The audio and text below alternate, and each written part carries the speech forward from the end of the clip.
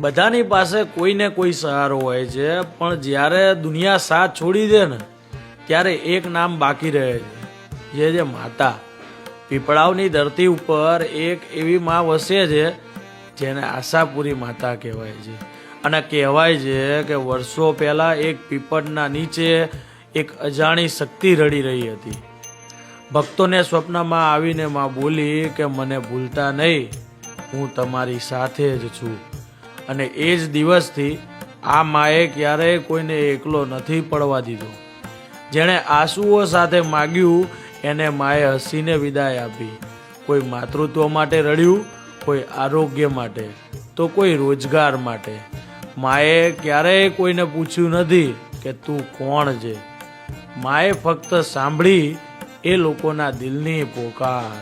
અને આજે પણ જ્યારે રાત્રે આંખ ભીંજાય ને અને કોઈ રસ્તો ના દેખાય ને ત્યારે બસ એક જ શબ્દ બોલાય, માં. અને એ શબ્દ પીપળાવની આશાપુરી માં સુધી પહોંચી જાય છે. અને જો તું આજે અહીં આવ્યો છે તો માનજે તું નથી આવ્યો, માએ તને બોલાવ્યો છે. જય આશાપુરી માં.